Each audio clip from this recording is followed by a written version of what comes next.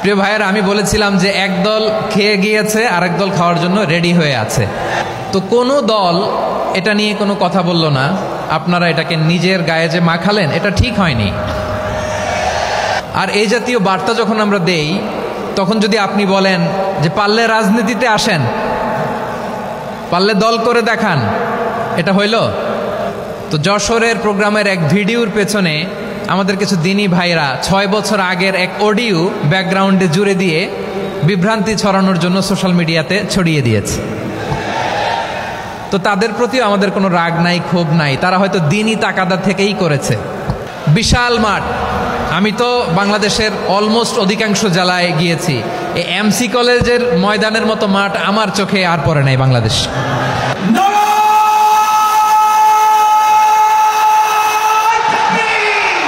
দাওয়াতের ময়দানে আছে মুমিন প্রাণে আল্লামা সাঈদীর উত্তরসূরি। আজ হারি আজ হারি আজ হারি মিজানুর রহমান আজ হারি। সিলেটের আলিয়া মাদ্রাসার যে ময়দান, সেখানে দীর্ঘ 33 বছর 34 বছর সরাসরি কোরআন থেকে তাফসির করে আপনাদেরকে শুনিয়েছেন এই ভূখণ্ডের তাফসির জগতের কিংবদন্তি শহীদ মরহুম আল্লামা দেলোয়ার হোসেন সাঈদী রাহিমাহুল্লাহ। আমরা আমাদের আল্লামার জন্য দোয়া করি, আল্লাহ তাআলা মরহুম আল্লামা দেলোয়ার হোসেন সাঈদী রাহিমাহুল্লাহর জীবনের সকল খেদমাগুলোকে আল্লাহ তাআলা কবুল করে নিক। ওনার কবরটাকে আল্লাহ তাআলা কোরআনের নূর দিয়ে মোনাওয়ার করে দিক। আমি আরও সৌভাগ্যবান যে আমি অত্যন্ত নগণ্য ক্ষুদ্র একজন কোরআনের ছাত্র হয়ে কোরআন থেকে যা বুঝেছি, এই কথাগুলো যখন দেশ থেকে দেশান্তরে যেখানেই যাই শোনাবার জন্য লক্ষ লক্ষ দিনী ভাইরা সেখানে উপস্থিত হয়, আলহামদুলিল্লাহ। এবং যারা আসতে পারেন না, এরকম কোটি কোটি বনি আদম পরবর্তীতে সোশ্যাল মিডিয়ার কল্যাণে তারা কথাগুলো শোনেন, আলহামদুলিল্লাহ। আবার এমনও অনেক আছে যারা আমাদেরকে পছন্দ করেন না, তারাও ডায়েরি খাতা কলম নিয়ে, মোবাইল নিয়ে, ল্যাপটপ খুলে আমাদের আলোচনা শোনেন। আমি তাদেরকেও ভালোবাসি, কারণ আমার স্লোগান হচ্ছে হেরে যাবে ওদের হিংসা, ষড়যন্ত্র, জিতে যাবে আমাদের ভালোবাসা। যারা আমাদের বিরোধিতা করে, আমাদের ব্যাপারে ঘৃণা ছড়ায়, তাদের জন্য আমাদের বুক ভরা দরদ আর ভালোবাসা আছে না নাই? কারণ ভালোবাসা দিয়ে যা জয় করা যায়, কঠোরতা দিয়ে তা পারা যায় না। তো যারা বিরোধিতার জন্য আমাদের আলোচনা শুনেন, তাদেরকেও ওয়েলকাম। যারা আমাদের আলোচনা আউট অফ কনটেক্সট নিয়ে এক জায়গার মাথা আর এক জায়গার লেজ জুড়ে দেন, তাদেরকেও ওয়েলকাম। গত সপ্তাহে আপনারা জানেন খুলনা বিভাগের প্রোগ্রাম আমি দিয়েছিলাম যশোরে আদ্দিন ফাউন্ডেশনের উদ্যোগে। তো যশোরের প্রোগ্রামের এক ভিডিওর পেছনে আমাদের কিছু দিনী ভাইরা 6 বছর আগের এক অডিও ব্যাকগ্রাউন্ডে জুড়ে দিয়ে বিভ্রান্তি ছড়ানোর জন্য সোশ্যাল মিডিয়াতে ছড়িয়ে দিয়েছে। তো তাদের প্রতিও আমাদের কোনো রাগ নাই, ক্ষোভ নাই। তারা হয়তো দিনই তাকাদা থেকেই করেছে, কিন্তু তারা হয়তো বুঝতে পারে নাই এই যে রিসেন্ট আলোচনার ভিডিওর পেছনে 6 বছর আগের অডিও জুড়ে দেওয়া, এটাকে বাংলায় বলে প্রতারণা। কি বলে? প্রতারণা, ধোঁকাবাজি। এখনকার আলোচনার ভিডিও আর ব্যাকগ্রাউন্ডে এডিট করে লাগিয়েছে 6 বছর আগের অডিও। এটারে প্রতারণা বলে, ধোঁকাবাজি বলে। আর বিশ্বনবী বলেন, মান গশানা ফালাইসা মিন্না, the person who deceives us he is not among us. যে আমাদেরকে ধোঁকা দেয় সে আমাদের অন্তর্ভুক্ত নয়। তো বিশ্বনবীর এই হাদিস তারা মনে রাখে না।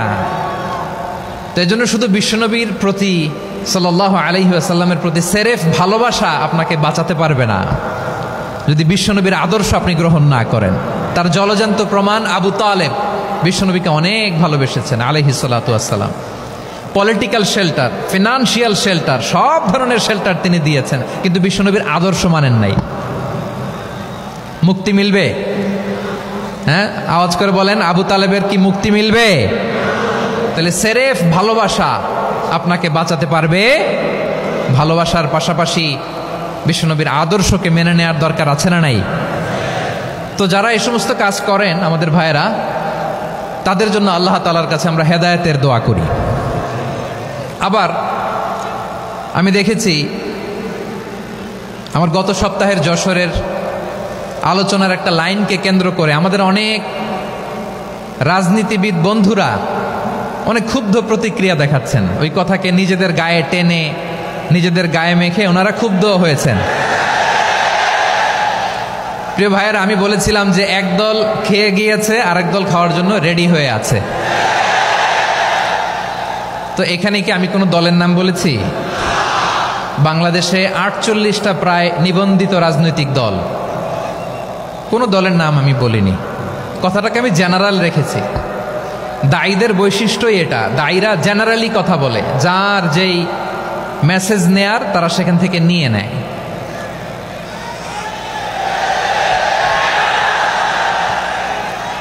তো কোনো দল এটা নিয়ে কোনো কথা বলল না, আপনারা এটাকে নিজের গায়ে যে মাখালেন এটা ঠিক হয়নি। আমি বলবো যে এটা খুবই অনভিপ্রেত হয়েছে। কোনো দলকে টার্গেট করে বা কোনো দলের পক্ষে আমরা কখনো কথা বলি না।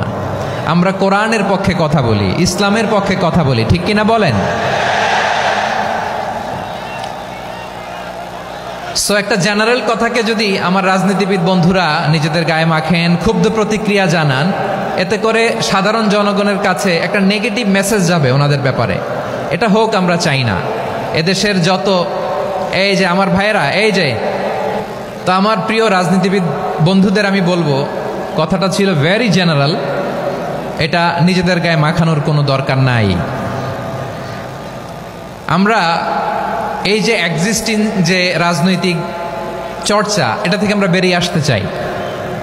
আমরা চাই না এদেশে চাঁদাবাজি, দখলবাজি থাক, ঠিক কিনা বলেন? এদেশে কোনো দুর্নীতি থাক, টেন্ডারবাজি থাক, এগুলো আমরা চাই। আই হেট পলিটিক্স একটা জেনারেশন আছে, এই বেশিরভাগ জেনজি অফ সিলেট, এরা আই হেট পলিটিক্স জেনারেশন। এরা পলিটিক্সকে পছন্দ করে না।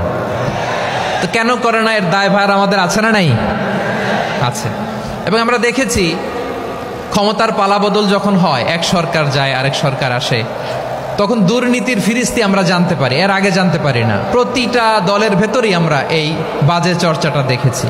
সো এখন আমাদেরকে শুধরে নেয়ার সময় এসেছে। এটা এই সুন্দর সময়, নতুন প্রভাতের বাংলাদেশ, নতুন ভোরের বাংলাদেশ, এই সময় আমরা কাদা ছোড়াছড়ি যেন না করি। আমাদের শপথ নেয়ার সময় এসেছে। প্রতিটি দল, নিবন্ধিত 48টি, সবগুলো দলের এখন শপথ নেওয়া উচিত যে আমরা কোনোদিন আর চাঁদাবাজি করব না, টেন্ডারবাজি করব না, দখলবাজি করব না। আমরা সবসময় দেশের পক্ষে থাকব, সবসময় দেশের পক্ষে থাকব। সেই কথাগুলো ছিল ভেরি জেনারেল। যে কথাগুলো আমরা জেনারেলি বলি, এগুলো জেনারেলি আপনারা নেবেন। আমার রাজনীতিবিদ বন্ধুদের কাছে এটাই আমার কামনা। আর এই জাতীয় বার্তা যখন আমরা দেই, তখন যদি আপনি বলেন যে পারলে রাজনীতিতে আসেন, পারলে দল করে দেখান, এটা হইল? আমি কি এরকম কোনো কথা বলেছি? না। আমি একজন মুফাসসিরে কোরআন, আমি একজন আলেম, এর বাইরেও আমার সবচেয়ে বড় পরিচয় আম আ সিটিজেন অফ বাংলাদেশ। আমি বাংলাদেশের একজন সাধারণ নাগরিক। আমার দেশের যে কোনো সমস্যা, যে কোনো ইনকনসিস্টেন্সি, অসঙ্গতি নিয়ে মত প্রকাশের স্বাধীনতা আমার আছে না নাই? আপনারাই তো বাক স্বাধীনতার কথা বলেন, ফ্রিডম অফ স্পিচের কথা বলেন, বাক স্বাধীনতার কথা বলেন। আপনারাই যদি আবার কোনো মন্তব্যের কারণে বলেন যে রাজনীতির মাঠে আসেন, দল করেন, দেখি কতটুকু পারেন, এটা ঠিক হবে না। তাই প্রিয় ভাইয়ের, আসুন আমরা দল মত নির্বিশেষে কাঁধে কাঁধ মিলিয়ে সোনার বাংলাদেশ গড়ি, দুর্নীতিমুক্ত বাংলাদেশ গড়ি, যে বাংলাদেশের জন্য রক্ত দিয়েছে আবু সাইদ, যে নতুন ভোরের বাংলাদেশের জন্য রক্ত দিয়েছে মুগ্ধরা, যে নতুন বাংলাদেশের জন্য রক্ত ঝরিয়েছে 24-এর যে গণ অভ্যুত্থানের প্রত্যেকটি শহীদারা। আওয়াজ করে বলেন ঠিক কিনা? আল্লাহ তাআলা আমার দেশকে তুমি নিরাপদ করো, শান্তিময় করো। আমরা যেন স্বাধীন সার্বভৌম বাংলাদেশে মাথা উঁচু করে বিশ্ব দরবারে দাঁড়াতে পারি। আল্লাহ তুমি তৌফিক দান করো। আওয়াজ করে সবাই পড়ে আমিন।